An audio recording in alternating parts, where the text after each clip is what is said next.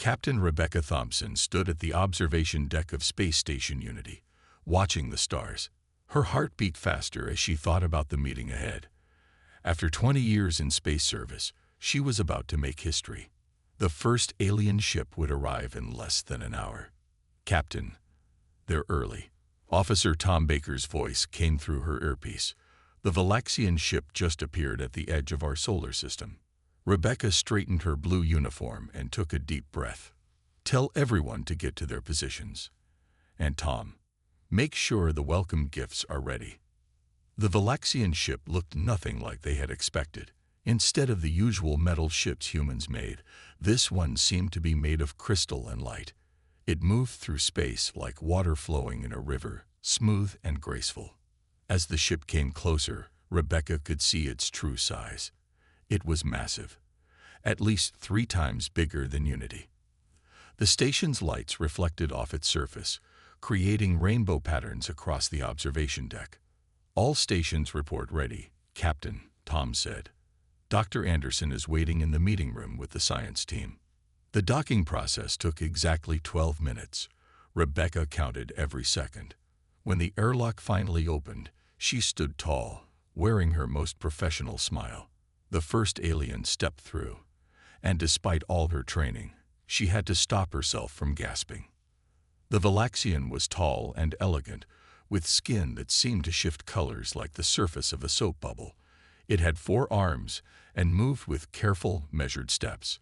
Its large eyes looked around the room, taking in every detail. "Welcome to Unity Station," Rebecca said clearly. "I am Captain Rebecca Thompson, Earth's representative for this historic meeting." The alien bowed slightly. When it spoke, its voice was surprisingly musical. "We are honored, Captain Thompson. I am First Observer Trell of the Valaxian Science Council." Its English was perfect, learned from the messages Earth had been broadcasting into space for decades. More Valaxians entered the room, each different in color but similar in their graceful movements. They looked almost fragile, like they were made of glass and light. Dr. Michael Anderson stepped forward with the welcome gifts, samples of Earth's art, music, and literature stored on special devices. As he handed them over, First Observer Trell's eyes changed color, showing what Rebecca hoped was pleasure. "We have studied your transmissions with great interest," Trell said, "but we have many questions about your world. It seems unusually diverse." Rebecca nodded. "Earth is home to millions of different species. We've learned to live alongside them all." "Fascinating," another Valaxian said, its skin rippling with blues and greens. "Our world has so few large creatures. The concept of predators is difficult for us to understand." Dr. Anderson's eyes lit up. "Would you like to learn more about Earth's wildlife? We have extensive databases." "Actually," Trell interrupted, skin now glowing with excitement, "we would prefer to see these creatures ourselves. From a safe distance, of course." Rebecca and Dr. Anderson exchanged looks. This wasn't part of the planned first contact, but it could be a perfect way to help the aliens understand Earth better. "We can arrange that," Rebecca said carefully. "But first, you should know more about Earth's wildlife. Some of our deadliest creatures aren't the ones you'd expect." Trell's skin shifted to a curious purple. "Deadliest. But from your transmissions, we assumed your large animals were the most dangerous."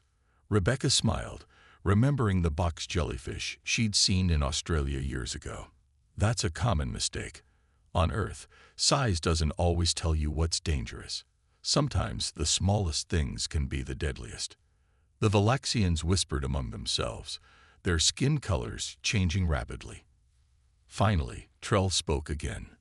"Then, Captain Thompson, we accept your offer. Teach us about your world's creatures. We are here to learn." As Rebecca led them toward the meeting room, she couldn't help but smile. The aliens had no idea what they were about to learn about Earth's wildlife. This first contact was about to get very interesting indeed. Dr. Michael Anderson sat in his lab aboard Unity Station, surrounded by holographic displays showing Earth's most dangerous creatures. He had been working for 3 days straight, trying to organize the database in a way the Valaxians could understand. "Computer, show me the box jellyfish section again," he said, rubbing his tired eyes. The image of the nearly invisible creature appeared in front of him, floating like a ghost in the air. There was a knock at his door.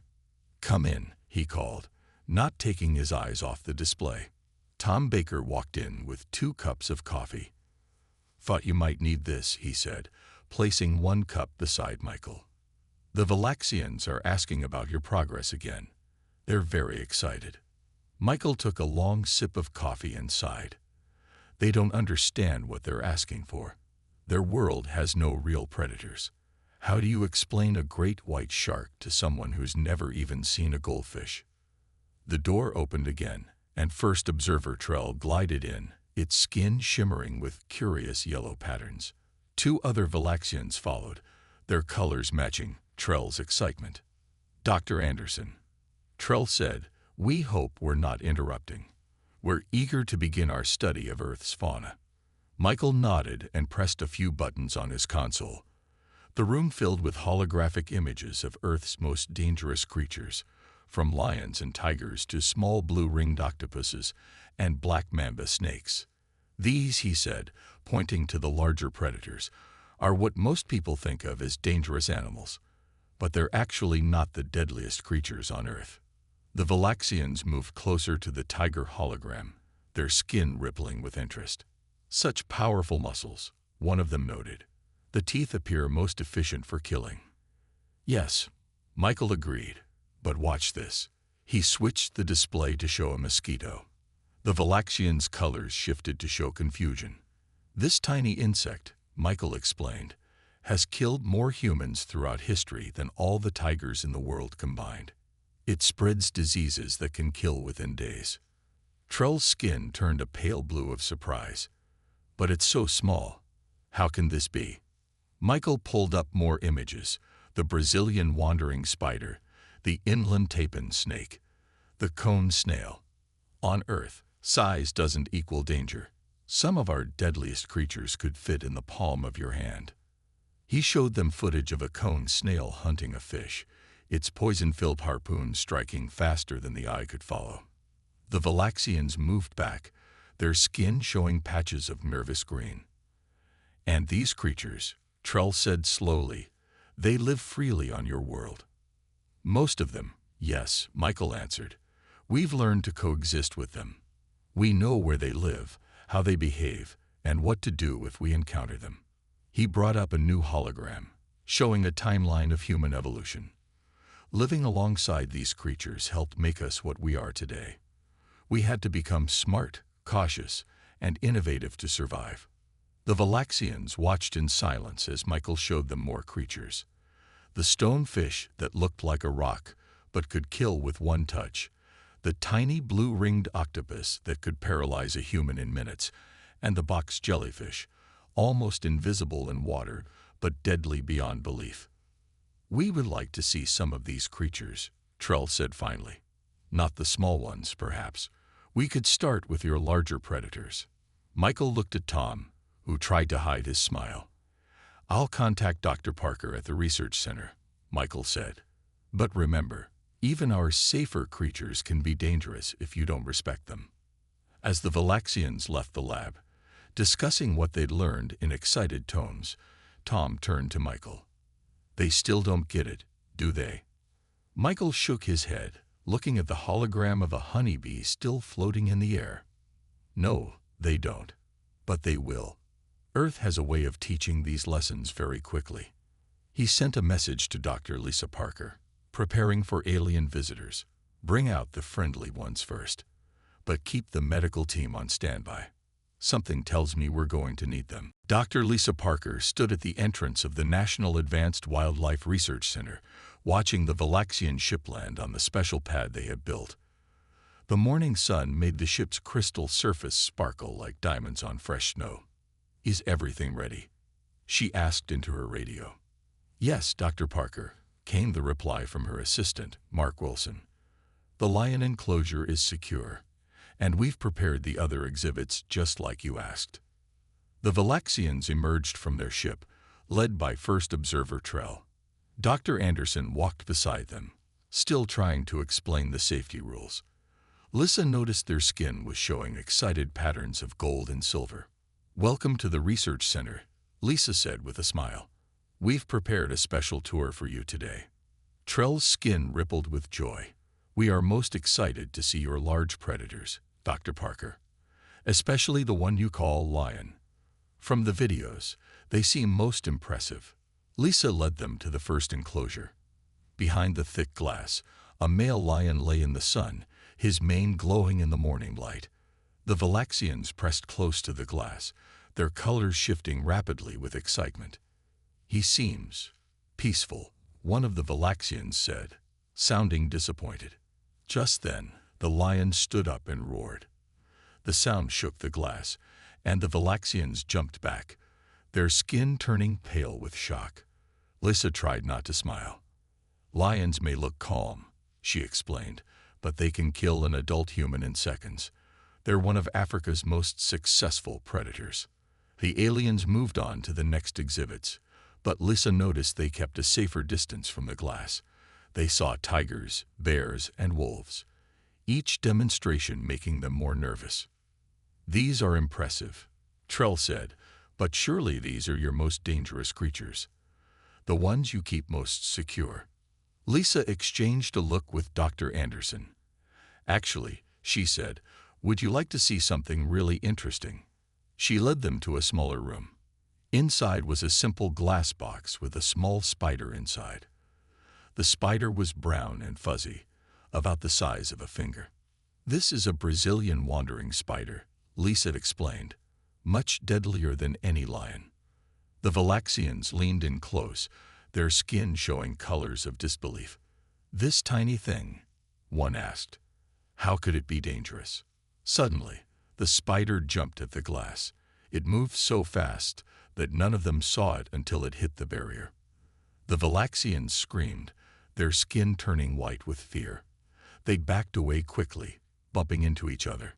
"Its venom can kill a human in hours," Lisa said calmly, "and it's one of the most aggressive spiders we know." But it's so small," Trell whispered, still backing away. "Size isn't everything," Lisa said. "Want to see something even more interesting?" She took them to another room.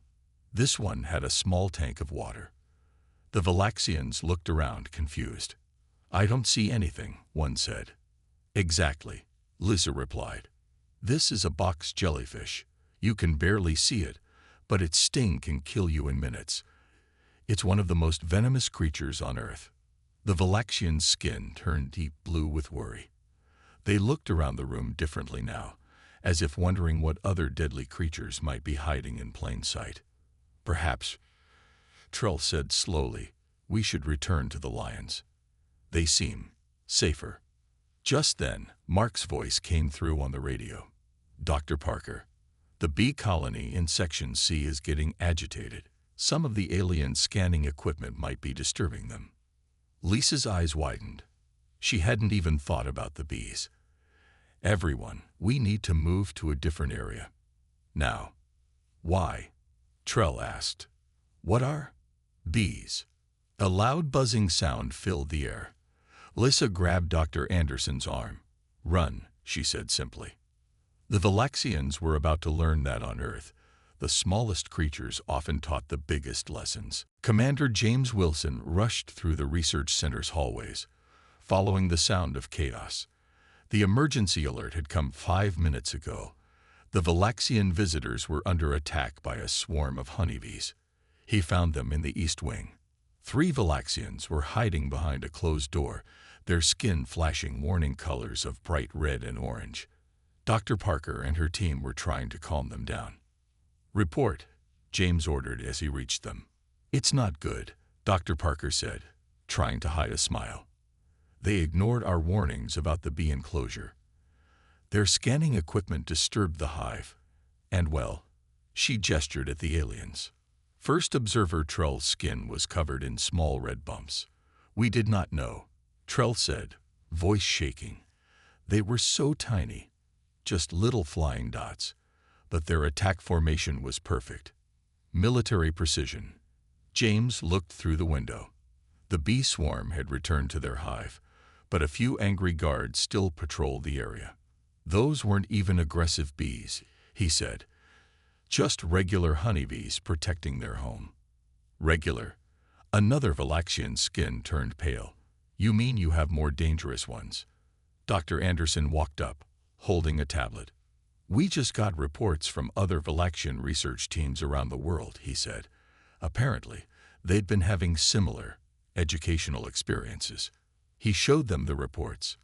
In Africa, a Valaxian team had disturbed a fire ant colony. In Australia, another group had gotten too close to a blue-ringed octopus. A third team in South America was refusing to leave their ship after seeing a bullet ant. The thing is, James explained, Earth's creatures didn't evolve to be deadly to aliens.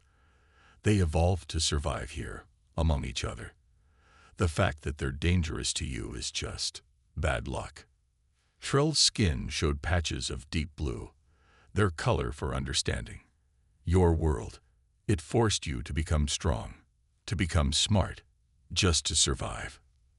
Exactly, Dr. Parker said. Every human child learns about dangerous animals. We know not to bother beehives, to watch where we step, to respect even the smallest creatures. Just then, Tom Baker's voice came through on the radio. Commander Wilson, we have another situation. The Valaxian science vessel in Brazil. They found a bullet ant nest. James closed his eyes and took a deep breath. How bad is it? They say the pain is significant. Their medical team doesn't understand how such a small sting can hurt so much. They're requesting emergency evacuation. Dr. Anderson looked at his tablet again. The bullet ant's sting is rated as the most painful insect sting on Earth. Some people say it feels like being shot. That's why they're called bullet ants. The Valaxian's skin turned ghostly white, and humans survived evolving alongside such creatures. Trell asked. We did more than survive, James said. We learned from them. Look at our military tactics. We learned stealth from big cats, swarm tactics from insects, ambush techniques from spiders. Earth's creatures taught us everything we know about survival. Trell moved to the window, watching the now calm bees going about their business. We thought we were coming to teach humanity about advanced technology, they said quietly. Instead, you are teaching us about survival. It's not just about survival, Dr. Parker added. It's about respect. Every creature on Earth, no matter how small, demands respect. James's radio crackled again. Commander, the Brazilian team is reporting more bullet ants approaching their ship. They're requesting immediate assistance. As James turned to leave, Trell spoke up. Commander Wilson, we would like to change our research priorities. Instead of studying your dangerous creatures, perhaps we should study how humans learn to live among them. James smiled. That, he said, is the smartest thing any alien has said since they got here. Now, if you'll excuse me, I need to go rescue your research team from some very tiny ants. As he walked away, he heard Trell ask Dr. Parker, tell us more about these bullet ants. How do humans avoid them? Well, Dr. Parker began. First, you have to understand that in the rainforest, everything wants to either eat you or sting you. Professor Emily Brooks stood in front of the Valaxian delegation aboard Unity Station. The aliens had returned from Earth after their encounters with bees, ants, and other small but dangerous creatures. Their skin still showed patches of worry purple whenever someone mentioned insects. Today, Emily said, turning on her holographic display, we're going to talk about creatures you can't even see. The room filled with three-dimensional images of bacteria and viruses, magnified millions of times. The Valaxians leaned forward, their skin shifting to curious yellow. These are bacteria and viruses, Emily explained. They're so small that millions could fit on the tip of your finger, and they're everywhere on Earth, in the air, in water, in soil, even inside other living things. First observer Trell's skin rippled with confusion. If they're so small, surely they can't be dangerous. Emily pressed a button, and the display showed a timeline of Earth's great plagues. These tiny organisms have killed more humans throughout history than all wars combined. Even today, we must be careful about them. She showed them images of common bacteria under a microscope.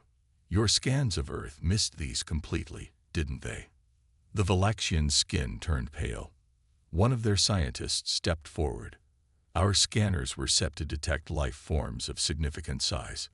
We didn't think to look for anything so small.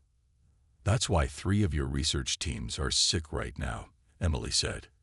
Your protective suits were designed to stop animal attacks, but not microscopic life forms.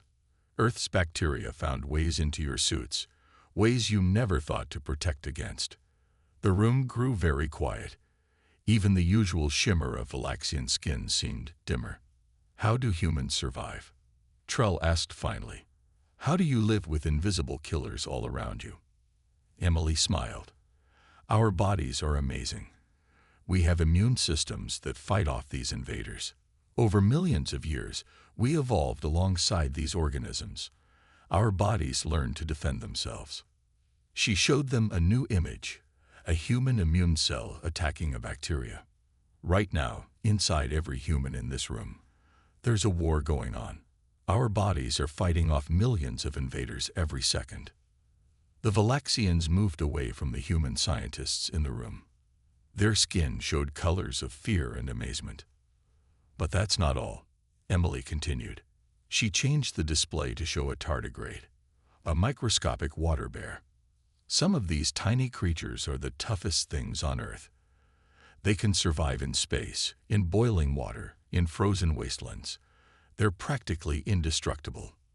In space, one Valaxian whispered, without protection. Yes, Emily said. Earth's life forms aren't just tough. They're survivors. From the smallest bacteria to the largest whales, everything on Earth had to become incredibly resilient just to stay alive. She showed them more images, parasites that could control their hosts' minds, viruses that could lie dormant for years, bacteria that could eat metal. Your scanners, she said gently, were looking for fangs and claws. But Earth's deadliest creatures don't need those things. They're too small to see, too numerous to count, and too tough to kill. Threll's skin had turned a deep blue of understanding. This is why your species is so resilient. You had to become strong just to survive among these invisible enemies. And we learned to use them too, Emily added. She showed them images of medical laboratories. We use modified viruses to fight cancer. We use bacteria to clean up oil spills. We learned to turn some of our oldest enemies into powerful allies. The Valaxians huddled together, discussing something in their own language. Finally, Trell turned to Emily. Professor Brooks, they said, we need to completely redesign our protection protocols. Everything we thought we knew about Earth's dangers was wrong. Will you help us? Emily nodded. Of course. But first, you all need vaccines. Many vaccines. And possibly some antibiotics too. The Valaxian skin turned worry purple again, but they nodded. They were finally learning Earth's most important lesson. Respect everything, especially what you can't see. Lieutenant Robert Martinez walked quickly through the corridors of Unity Station, holding a tablet with alarming reports. He had just discovered that some alien species had been secretly collecting Earth creatures without permission. He found Dr. Anderson and Captain Thompson in the main conference room, talking with First Observer Trell about safety protocols. Captain, Robert said, trying to catch his breath, we have a problem. A big one. He showed them his tablet. On the screen were reports from different space stations around Earth. Some alien groups had been catching and storing Earth's creatures in their ships, thinking they could study them better that way. They took what? Captain Thompson asked, her face growing pale as she read the list. Box jellyfish, blue-ringed octopus, some spiders, and, Robert paused, a whole beehive. Trell's skin turned alarm red. Which species did this? Surely not my people. No, Robert said. The cracks and meridians. They didn't believe our warnings about how dangerous these creatures are. They thought we were exaggerating. Dr. Anderson grabbed the tablet. This is bad. Really bad. Those creatures need special containment. They can't just be put in regular tanks or boxes. Just then, Robert's tablet beeped with a new alert. The Cracks ship near Australia was sending out distress signals. They had tried to study the box jellyfish they caught, but its tentacles had broken through their container. 3 Cracks scientists are hurt, Robert read from the report. Their medical team doesn't know how to treat the stings. They're asking for help. Captain Thompson turned to Trell. We need to send out a warning to all alien ships near Earth. Now. Trell's skin showed patches of worry and agreement. They quickly sent a message to all alien vessels in Earth's orbit. The Meridian ship isn't responding, Robert said, checking his tablet again. The one that took the beehive. Dr. Anderson shook his head. Those bees have been away from their queen too long. They'll be extremely aggressive by now. They tried calling the Meridian ship again. This time, they got an answer. The sound of chaos came through the speakers. Alarms blaring, people shouting, and a loud buzzing noise in the background. This is Unity Station, Captain Thompson said clearly. Do you need assistance? The small flying creatures. A panicked voice answered. They're everywhere. Our barriers can't stop them. They're getting through the smallest gaps. Please, please help us. Captain Thompson looked at Dr. Anderson. Get our emergency response team ready. And bring bee suits. Lots of bee suits. As the rescue team prepared to leave, Trell watched with their skin showing deep blue, the color of understanding. Now I see why you tried to teach us slowly, they said to Captain Thompson. Earth's creatures are not just dangerous because they can hurt us. They're dangerous because we don't understand them. Exactly, she replied. Each one has special needs, special behaviors. You can't just put them in a box and expect them to behave. Robert's tablet beeped again. Captain, he said, the Cracks ship near Brazil. They tried to collect bullet ants. Everyone in the room groaned. Captain Thompson rubbed her forehead. How many rescue teams do we have available? 3, Robert answered. But we might need more. The Meridians also took some poison dart frogs, and their containment system just failed. Dr. Anderson started walking toward the medical bay. I'll get more antivenom ready. All kinds of antivenom. As they all rushed to handle the growing crisis, Captain Thompson turned to Trell one last time. Would you help us explain to the other aliens why they shouldn't collect Earth specimens? Trell's skin showed determination gold. Yes, and I will tell them what we learned. On Earth, everything deserves respect. Nothing is harmless, and humans are not paranoid. They're prepared. The sound of another distress signal filled the room. Somewhere out there, more aliens were learning about Earth's creatures the hard way. It was going to be a very long day. The Valaxian High Council meeting room was silent as they watched the reports from Earth. On the large screen, videos showed one alien research ship after another calling for help. Each ship had made the same mistake. They had taken Earth's creatures without understanding them. First Observer Trell stood before the council, their skin showing the calm blue of wisdom learned the hard way. Behind them stood Captain Thompson and Dr. Anderson, invited to explain why Earth was so different from other worlds. Honored Council, Trell said, we came to Earth thinking we were advanced. We were wrong. Watch this. The screen showed a new video. A Meridian scientist was trying to study a small octopus with bright blue rings. The scientist thought their protective suit would keep them safe. They were wrong. The octopus was so small that its poison could pass through tiny gaps in the suit.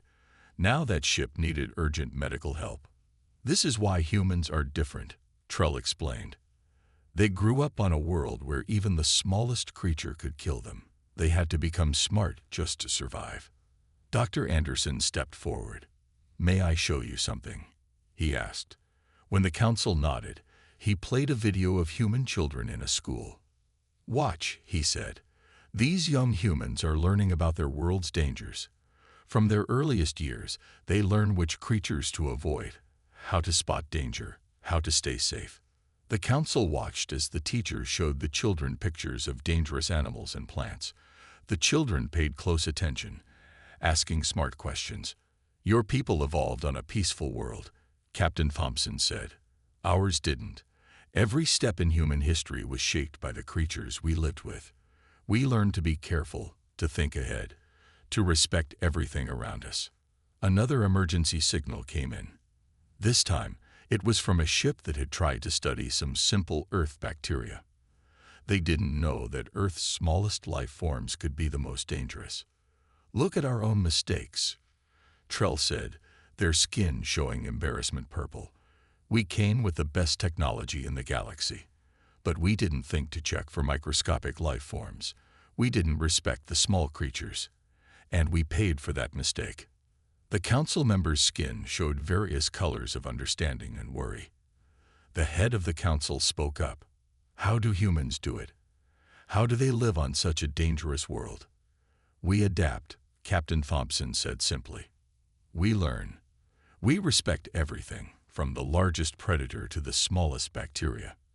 And most importantly, we never assume we know everything about any creature." Dr. Anderson added, "Earth shaped us.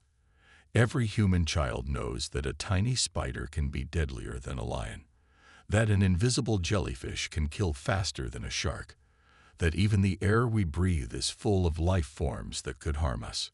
The council watched more videos. A bee swarm protecting their hive, a box jellyfish hunting, a snake striking at amazing speed, ants working together to overcome larger enemies. And now, Trell said, other alien species are learning these lessons too. 3 ships damaged by bees, 5 medical emergencies from underestimating harmless creatures, 8 ships contaminated by Earth's microscopic life. The head of the council stood up. Their skin showed decision gold. "We have seen enough. Earth is not like other worlds. Its creatures, from largest to smallest, demand respect.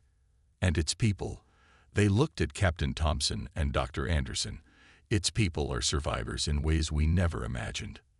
"So what do we do?" another council member asked. "We learn," Trell answered, their skin showing determination. "We learn everything we can about how humans survived and thrived on their dangerous world. Because they have something we don't. They know how to live alongside deadly creatures and come out stronger." The council agreed. Earth wasn't just another planet to study. It was a place that taught hard lessons about respect, survival, and the true meaning of danger. 1 month after the incidents with Earth's creatures, Captain Rebecca Thompson stood in Unity Station's main hall. Around her, representatives from 20 alien species had gathered for an important announcement.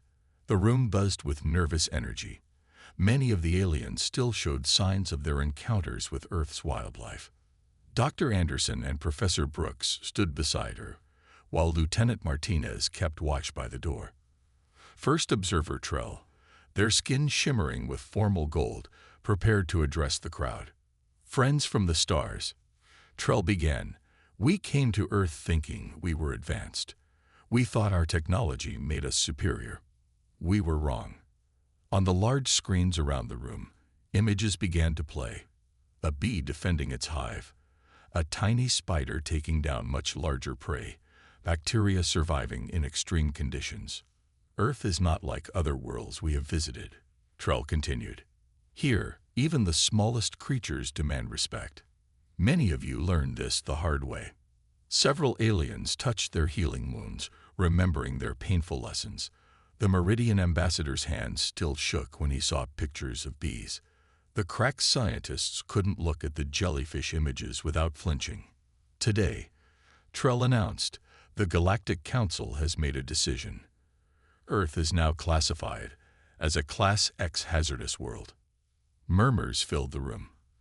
Class X was the highest danger rating a planet could receive. Usually, it was given to worlds with extreme weather or deadly atmospheres. Never before had it been given because of a planet's wildlife. Captain Thompson stepped forward. This means new protocols for everyone visiting Earth. All visitors must complete safety training. All protective equipment must be certified for Earth's complete ecosystem, from the largest predators to the smallest bacteria. Dr. Anderson added, "We've prepared detailed guidelines. Everything from how to act around large predators to how to protect yourself from microscopic threats. These aren't just suggestions. They're survival rules." Professor Brooks activated a new display, showing the updated warning that would be broadcast to all approaching ships. Warning: you are entering Earth space. This is a Class X hazardous world. All life forms on this planet should be considered potentially dangerous. No specimen collection without Level X certification. Failure to follow protocols may result in death. But there's more, Trell said, their skin showing pride gold. The Council has also recognized humanity as a Class A resilient species. This caused even more excitement. Class A resilient meant humans were now considered one of the toughest, most adaptable species in known space, not because of their technology or strength, but because they had survived and thrived on such a dangerous world. Think about it, Trell explained. Humans grew up surrounded by deadly creatures. They learned to survive among predators that could kill with one bite, insects that could sting with unimaginable pain, and invisible organisms that could cause devastating plagues. This shaped them into who they are. Lieutenant Martinez's tablet beeped. He checked it and smiled. "The new warning beacons are active," he announced. "All ships entering Earth space will now receive the full hazard briefing." Captain Thompson looked around the room. Some aliens still seemed nervous, but others showed newfound respect in their eyes, or equivalent organs. "We welcome visitors to Earth," she said. "We're happy to share our knowledge and teach others about our world. But first rule of Earth, respect everything, especially the small things." Trell's skin showed the deep blue of wisdom as they made the final announcement. "The Council has one more decision. Earth will now serve as the galactic center for survival training. Who better to teach about surviving dangerous creatures than those who mastered it?" As the meeting ended, Captain Thompson watched the aliens leave. Some were discussing new safety protocols. Others were signing up for training courses. A few were still getting treatment for various stings, bites, and infections. "They finally understand," Dr. Anderson said quietly. "Yes," Thompson replied with a smile. "They finally learned what every human child knows. On Earth, everything deserves respect. Nothing is truly harmless, and survival means never underestimating anything, no matter how small it seems."